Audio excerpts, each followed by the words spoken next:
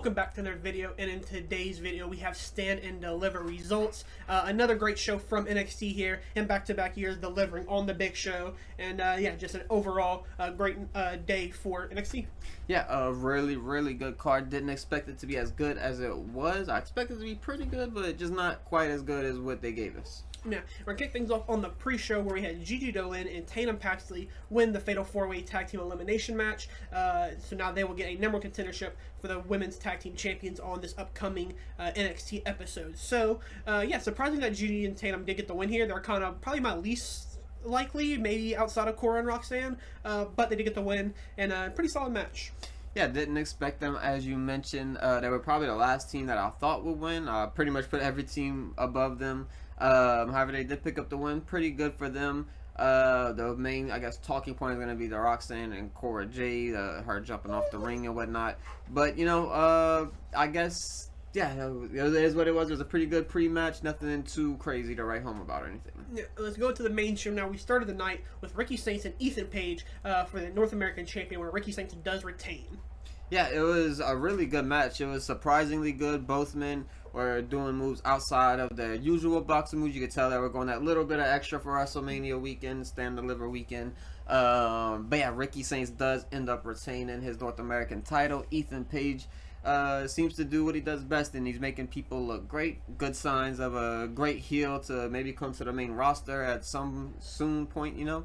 But yeah, definitely a fun match. Yeah, Ricky Saints, as I always knew, obviously since AEW, that he was, you know, a great wrestler, and he can put on these great matches. Ethan Page is somebody who I think in NXT is kind of thriving because there isn't nobody that's like too overpowering in NXT, so where even the simple things are still great.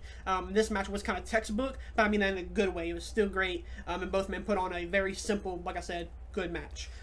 Yeah, we were getting thank you Tony chants in here. We were getting Tony fumble chants in here. So the crowd was having a lot of fun during this match. But yeah, good match. Next up, we had the NXT Tag Team Champions on the line, where Fraxium put them against Hank and Tank, and Hank and Tank walk out as Tag Team Champions, dethroning Fraxium, one of the best NXT tag teams of all time, and arguably the best tag team right now. Yeah, this is what I expected to happen. I felt like, you know, it was about time for them to lose the titles. I really wanted Briggs and Amore to pick up the titles.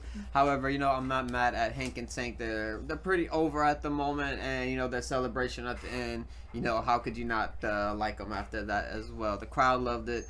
Good match. Not my favorite match of the night, I'll say. However, it was a great match. Yeah, Hank and Tank aren't my favorite tag team in NXT. However, tonight they definitely won me over a little bit. They definitely put on a great match with Fraxium. They were able to maybe not keep up in the speed department, but were able to balance them out with their power. And I think that was just a great concept for this match. They try to step up their game. Tank was having some good moments. And yeah, just an overall great match. For what this means for Fraxium, I am interested because maybe does this mean they're coming up to the main roster now? I would be more than down for that so they can save the Raw tag team division or throw them in SmackDown to make that even deeper. But yeah, I'm glad that Fraxium is kind of done now, and now we can kind of hopefully go into bigger and better things because, like I said, they're way better than almost any tag team in WWE right now.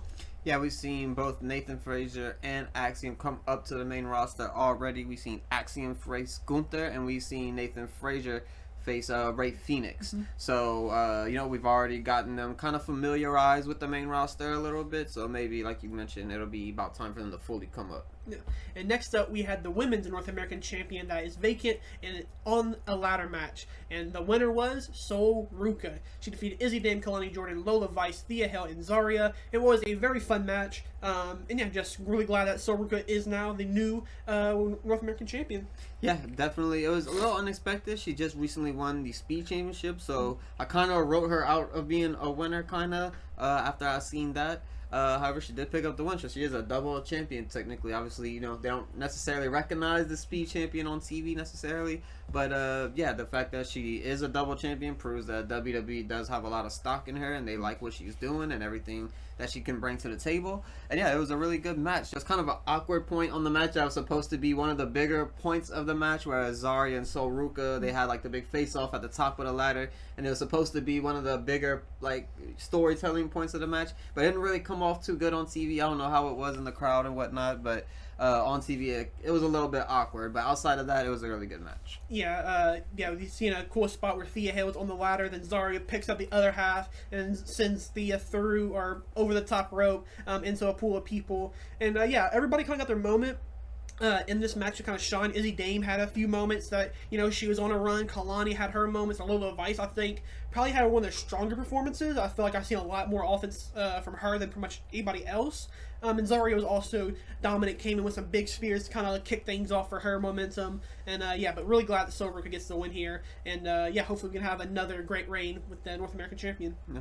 And next up, we had the 6-man tag match between Dark State and the D'Angelo family, where Dark State does come out on top. Yeah, this match, not too much to really speak on here, to be completely honest. It's mostly going to be the ending, what everyone's going to talk about here. But yeah, as far as the match goes, pretty good match. Nothing too crazy to write home about, as I mentioned. But Stacks looked pretty good in here. Saquon Sugars had some good moments. And Deion Lennox, surprisingly, had a lot of good moments in here where he looked really strong and whatnot. But I'll let you go on to what is the actual talking point of this match. Yes, so Stacks brings in 2 crowbars, and he brings one to Tony to kind of finish off this match, even though they would get DQ'd. Tony grabs it, he throws it out the ring, then Stacks gets thrown out the ring as well, and then we see Cutler James and Stacks kind of fighting for one. They get that situated, they get back in the ring, Stacks holds the crowbar to Tony, and then he gives it to the ref, and then low blows Tony, and we get the turn. Stacks turning on Tony D'Angelo and the D'Angelo family. So interesting for what is next for Stacks, because obviously we don't know what kind of is his peak in NXT. Yeah, and that kind of left Luca Crucifino kind of stuck in the middle here. He doesn't quite know what to do. There was a moment after the match where you see Stacks kind of run into his car, kind of getting ready to go, and Luca comes up and he's like, "Oh, what are you doing? Why did you do that?" He's like, hey, he's basically saying it without saying, said, hey, he's gonna try to put me with the fishes, so I need to get out of here. So that's basically what he said. I assume we'll get more from that this Tuesday. Yeah. And then next up in the co-main event, we had the NXT Women's Champion in the Fatal 4-Way between Stephanie Vaquer, Jada Parker, and Jordan Grace. And what was a pretty solid match, but Stephanie Vaquer does come out on top and retains their Women's Champion. Yeah, I don't remember who I predicted to win this one. I think I picked either Stephanie or Julia. But yeah, it was a really good match. I like Jordan Grace's offense in this one. She looked really good. Jada Parker had moments where she looked like she was going to win. It was just a really good match in general. I would say that I had maybe higher expectations for it, and it didn't quite meet it. However, it is kind of awkward in Fatal 4-Way / Triple Threat sometimes, where you can't really do what you want to do sometimes. Yeah, this match, I will say, was probably one of my favorite Julia matches so far in NXT. I think she put on one of her best performances yet. And so did Jada Parker. I think this is one of my favorite Jada Parker matches. She had a segment or a part where she has all 3 of them in the corner. She does her, I forget what she calls it, but like a booty drop, I guess. Teardrop. Yeah, teardrop. And all 3 of them get hit with it, which is pretty nice. Jordan Grace also had a few moments where I thought she was going to win this match. Like I said, Jada Parker even had a moment where she could have won the match. Julia had it, but in the end, Stephanie Vaquer does come out on top. And I'm kind of glad that she gets to continue this reign, because she is definitely more than deserving of it. Yeah, they all put on a really good show here. I'm happy that Stephanie Vaquer won. Definitely not disappointed there. No matter who won here, I would have been happy. But yeah, it was a good one. And then in the main event, we had the NXT World Champion on the line, where Obafemi was defending against Javon and Trick Williams, and Obafemi does retain, and the ruler continues his dominance. Yeah, this was by far the best match of the night. I absolutely love this one. Trick Williams put on his best match of his career, potentially. And honestly, same with the other 2 as well. This might be all of their best matches of their career. Obviously, they're pretty young in all of their careers. They had not super experienced or anything like that. But I absolutely love this match. It was 17 minutes, and it didn't really even feel like 17 minutes. It felt more like 12 or something like that.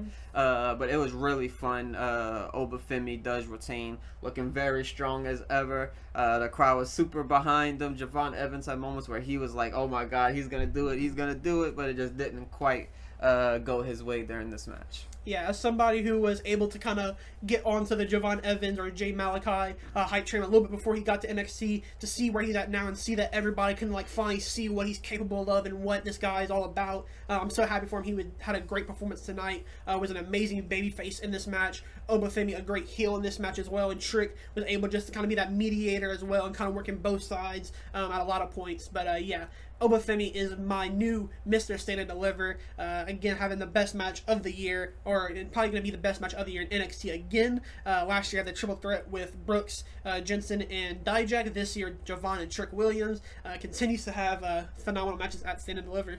Yeah, absolutely love this match. Gonna be hard for anyone to step up to this match in the men's NXT division for sure. Yeah, a great way to start off WrestleMania weekend here. We have some great matches, some title defenses, some title changes. Yeah, exciting time right before we get into actual WrestleMania. So we'll see you guys later tonight, past 12, 1 in the morning, 2 in the morning, whatever it might be. We'll have a video up for you guys tonight. We appreciate you and thank you for watching.